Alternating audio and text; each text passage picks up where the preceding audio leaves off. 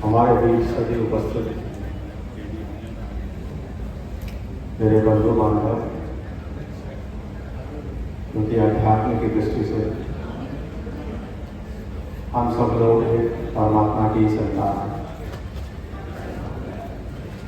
हमारे जिले के संरक्षक हमारे प्रिय रितेश जी, प्रिय रामजीत जी, जिनके संरक्षण में हम लोग यही प्रयास करना चाहते हैं कि हमारा नगर जो मुरादाबाद है, पूरे उत्तर प्रदेश में क्या भारत में सर्वोत्कृष्ट हो। अभी कुछ दिन पहले जो स्वच्छ वायु का एक सर्वेक्षण हुआ था, तो 10 लाख से कम आबादी वालों में दूसरे स्थान पर भारत में हमारा मुरादाबाद शहर था और उत्तर प्रदेश में पहला स्थान था। तो ये सब का सामूहिक प्रयास था।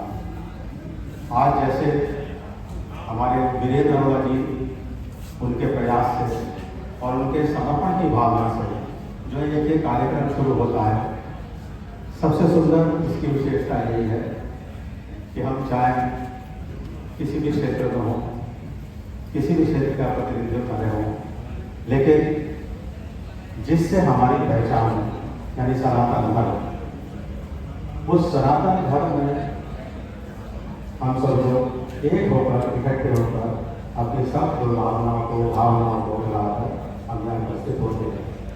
आज शक्ति की उपासना का दिन है। भगवान एक आत्मा में रहते हैं, लेकिन जब उनकी इच्छा होती है कि एक को हम बहुत से आए, कि मैं एक हूँ, बहुतों में परिवर्तित हो जाऊँ, तब वो अपनी आदि शक्ति प्रकृति का आह्वान करते हैं और प्रकृति उनके संकल्पों को सृजन करती है। और दूसरा सबसे बड़ा कारण कि अगर प्रकृति का सृजन भी होगा तो उसका पालन पोषण कौन करेगा, उसके लिए माता की भी आवश्यकता होती है। इसलिए हमारे धर्म में, हमारे समाज में या कोई भी धर्म हो, उसमें माता का स्थान सर्वोपरि है। भगवान कृष्ण ने गीता में कहा था, जब द्रौपदी ने उनसे प्रश्न किया कि आपको लोग भगवान के रूप में क्यों नहीं पहचानते, तो भगवान ने कहा था, नाहम प्रकाशा सर्वस्या योग माया समावता, कि मैं सबको प्रकाशित नहीं हूँ, मैं अपनी योग माया से ढका हुआ हूँ।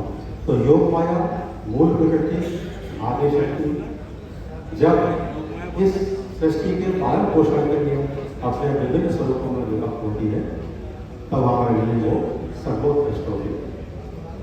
और सबसे बड़ी हमारी जो संस्कृति है, जो हमारा सनातन धर्म है, उसकी विशेषता, जो उसकी पहचान है हमारे धर्म ग्रंथों से।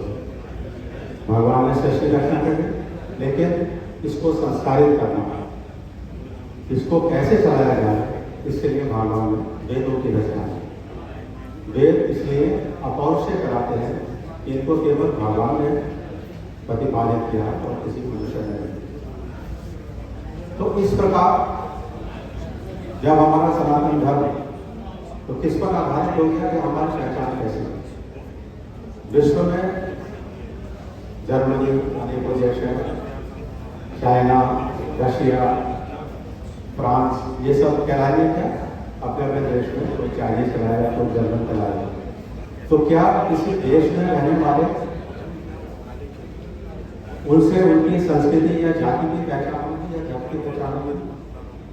नहीं होगी, क्योंकि वही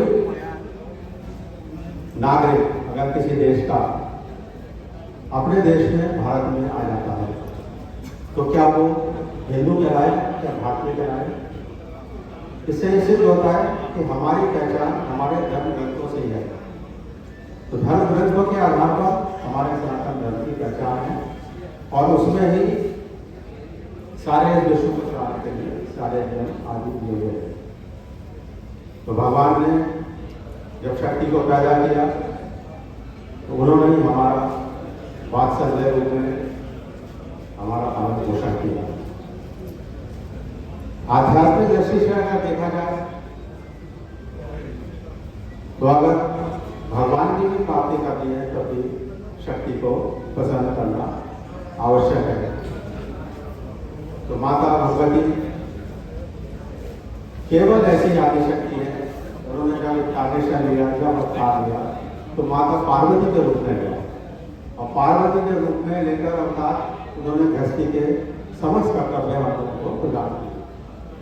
अन्नपूर्णा के रूप में हमें भोजन प्रदान किया, हमारी रक्षा के लिए महाकाली रूप से अवतार लिया और पुत्र रूप में गणेश जी, भगवान कार्तिकेय, ये सब लोग गृहस्थी के परिपालन के लिए हमको शिक्षा दी।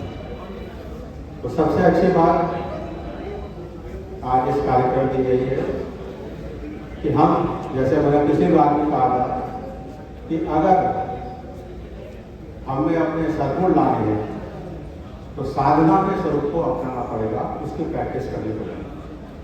तो इसलिए हमारी शक्ति उपासना में जो ये 9 दिन आते हैं, ये मार्कंडेय पुराण में उनकी शक्ति की उपासना आती है जिसे दुर्गा सप्तमी है। तो अब केवल व्रत रख लेते हम, कभी उससे आपूर्ति नहीं होगी, फिर उनकी साधना करनी पड़ेगी, शक्ति प्राप्त करनी पड़ेगी। भगवान राम ने भी जब रावण पर विजय प्राप्त करने की इच्छा प्रकट की तब माता शक्ति की ही उपासना की और ये वाले जो सारा ये नवरात्र हैं इनमें भगवान राम ने भगवान राम पर विजय प्राप्त की, जो विजयदशमी के रूप में हम मानते हैं। तो मैं तो आप सब लोगों को और खासतौर से वीरेंद्र जी को शुभकामनाएं देता हूँ कि इस तरह के आयोजन होने से सारे हमारे हिंदू जगत को आध्यात्मिक लाभ प्राप्त होता है। धन्यवाद।